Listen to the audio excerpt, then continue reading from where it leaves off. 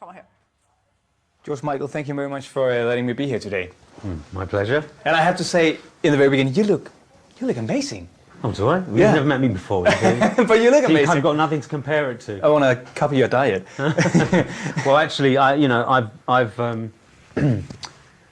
of the many things that have happened over the last year, one of them is I dropped quite a lot of weight that I was carrying on the last tour and didn't realise I was carrying, and that obviously I think that probably I'm looking a little less bloated. No, you look... Actually, there are a couple of reasons. One is the obvious. There's an obvious reason why I'm eating a lot less, right?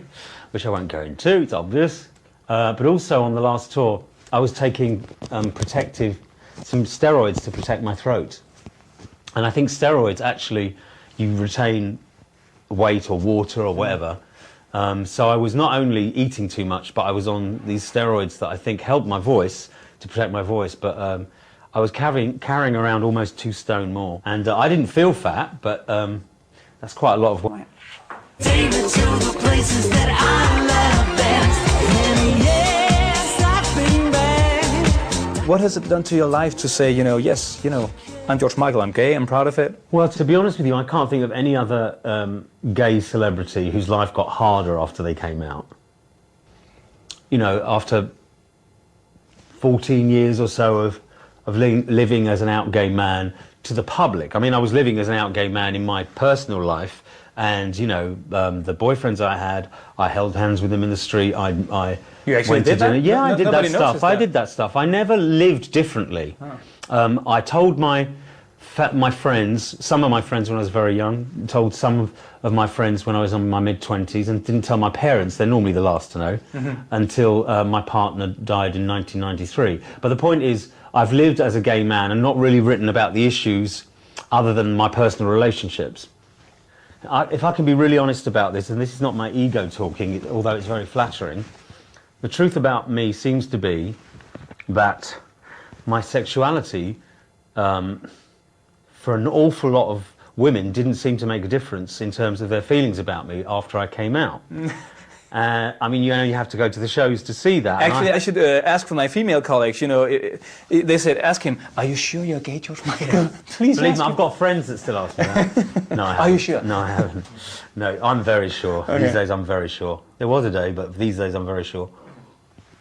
I think it's caused me a great deal of, it's put me in a kind of unique position to be an out gay performer with a very large female fan base that stayed.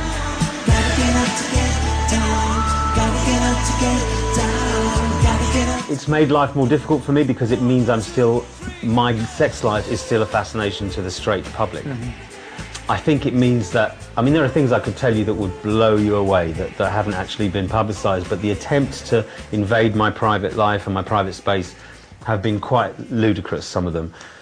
And if I were gay and was not attractive to women, this would not happen to me. I hate to say it, but there are quite a lot of gay musicians over the years who've come out, and because they didn't have much of a female following, nobody cares what they do. No one cares where they put their penis, basically. And unfortunately, that didn't happen for me. What happened was everyone seemed to care more. And so I've been chased around, and my life has been spied upon, and I've tried to live it anyway, because I believe that I live in probably the most lucky generation of gay men ever, in terms of having a community, in terms of having fantastic kind of sexual freedom, and I'm not going to pass that up. Living the life you live, with all the focus on you as a person, how does that affect your life? Terribly, terribly. I think it's ruined certain aspects of my life. But the old saying about you can't have everything, and it's swings and roundabouts. It's very true. You don't get any massive privilege in life without paying a price for it. It just seems to work that way. I think that's the balance of life. But when you kind of it's had catastrophic effects on my personal life. And really makes me wonder sometimes whether my life has been as important as the work that I've made in terms of, where I've put my priorities. What is so fantastic in your life that you can actually, live the way you do with all music? Music. If it wasn't music, if I wasn't absolutely driven, and if I didn't find it impossible to live without music, then I wouldn't be doing this anymore. So you're actually happy? I'd say I haven't been happy with fame since I was 22, right? So I've wished I was someone else since I was 22, because I hate the effect it has on friendships, on relationships, on your privacy. I hate it, all of it. But I love the fact that that I've been given the ability to make music, and I'm a kind of slave to that. And I think I try to maneuver emotionally through the difficulties as best I can, but I am my mother's son in that privacy would be everything to me. I think the way I've been treated as a gay man by the media is absolutely despicable. Mm-hmm.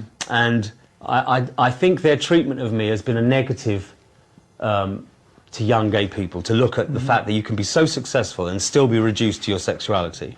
Is it possible to be George Michael, you know, just like living a normal life like me? I do my best. I really do my best. People would be quite surprised. Okay. You know, and and now that I don't have a driver's license, people will be quite surprised the places they'll see me catching a cab, for instance, right? But I try my hardest. It's got harder and harder. In a weird way, your fame, the longer it lasts, the stranger it gets. People think it must get easier, but actually it gets stranger. The longer people have been watching you in 2D, the weirder it is when they see you in 3D. You know what I mean? I don't mean on 3D telly, I mean coming at them in the street. Well, I have that, you know, sitting right here, right now. Oh, okay. Well, the thing is, though, yes, so people's responses to you get stronger and stranger, but I still try very hard. Mm-hmm. I'm not saying I don't wish it was different, but yeah, I cope with it fairly well. I think I cope with it pretty well. I'm not crazy yet.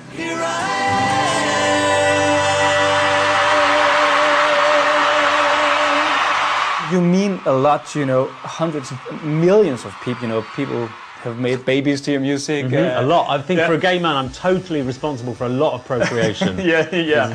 From afar, maybe. Yeah, maybe. Actually, I'm going to tell a little bit story from my personal life, because I bought my wife tickets for your show, the first show ever on Danish soil on the 25 Live Tour. Okay. And actually, I had to go on work, so she had to go with a friend. I couldn't join her. Was it Copenhagen? Yeah.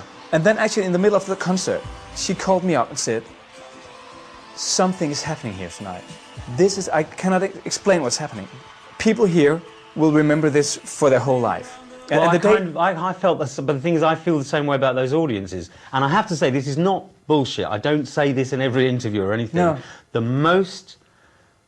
The best and most puzzled I was at how incredible the reaction to me is in Denmark.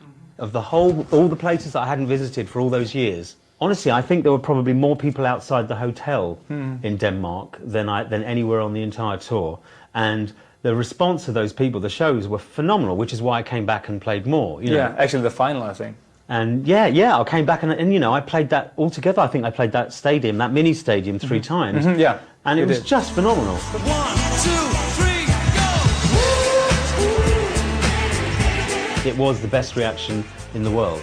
It was so different to touring the best part of 20 years before, where yes, I'd given people 5 or 6 years of pleasure. Such a stud. 5 or 6 years of pleasure. And then coming back 20 years later, it was like people genuinely wanted to show me what an impact that music, 25 years worth of music had on them. So that makes sense to me. Your girlfriend's very complimentary, but your girlfriend saying that I think is great. You are going on tour again in August. You actually kick off the Symphonica tour in Denmark with 3 shows. It's going to be a very different experience. Why do Symphonica? Well, one, because I do think there is one more kind of big bells and whistles tour. I thought, you know, years ago, I thought it would probably be the last one, but we'll see. All I know is that this is not going to be the last tour. To be at 48 and know that you have the creative freedom and that people will still listen to you know, changes in direction in what you do is an incredible privilege. The fact is, I'm extremely excited and extremely nervous about doing a completely different type of show than anyone I've done before. There's a lot more work involved in rearranging all these songs, and visually I think it will be something. I'm not going to expect people to go there and just watch an orchestra and marvel at the, you know, the beauty of my voice and whatever. It's going to be quite technologically challenging event as well. Thank you for being the way you are, both on stage and off stage, and sitting here today. And we're looking very much forward to see you on tour in Denmark. Okay, I hope I don't let you down, because you didn't let me down last time, that's for sure. Okay, and I hope you didn't feel that I invaded your private life. No. Thank you so much, Dr. Michael, for taking time for me. Good to meet you.